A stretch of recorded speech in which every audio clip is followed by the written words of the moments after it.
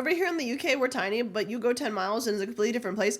Bro, I go 10 miles here and I'm still in the same neighborhood. I go 10 miles here and I'm still in the same neighborhood, bro.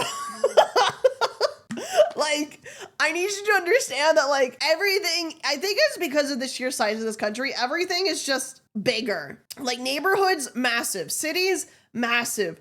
The time it takes to get places, massive.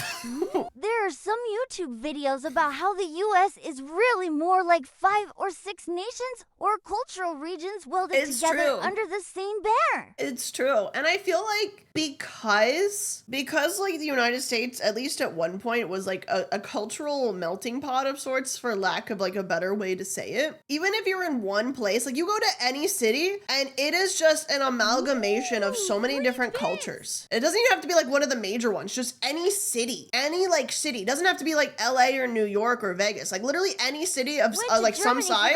And it's an amalgamation of cultures. It's really wanted to visit. They were asking if you could take a bus from NYC to LA, and I was like, technically. They were like, oh, is it like an 8-hour-long journey? And I went, bro, it'll take you 5 days to drive from one to the other. Technically.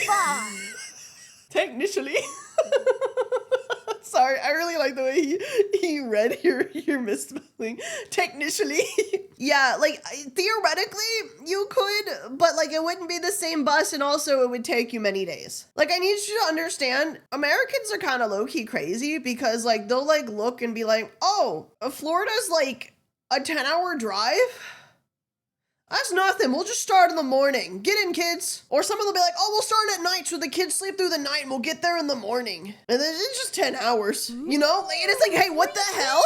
And like, Americans do that to be like, yeah, but like. Fun fact, did you know there's an island in Canada called PP Island? PP Island? PP. Like, we just do that. To be fair, okay, here's the thing. If you were like a family of just like you and your spouse, it is cheaper to fly. Hell, even right now with gas prices, it might be cheaper to fly even you got like a family of 4 or 5. But like the reason why is that like for families, most of the time in the States, it would be cheaper to do a 10-hour road trip because gas is the same regardless of how many people are in that car than to buy a ticket for every single person. With gas prices right now, that might not be true. Oh, but that would be why. So like families just like, yeah, 14-hour road trip. Let's go. And they just do it. They just take it. I have fond memories of when I was a kid. Bro, okay, when I was a kid, hey, reminder, I'm ancient, I'm 30 years old, right? That's pretty old in internet terms. When I was a kid, we didn't have smartphones, right? So my mom did this legendary thing where she had like this portable DVD player, and she had that shit fucking rigged to the back of both of the front seats, so it sat with the screen in the middle, and she would bring DVDs and play that. So when we were on the road trip, we had movies the entire time, and then she also had these things on the back of the seats that were like kind of like the airplane trays that would fold down, and I could eat my McDonald's on that.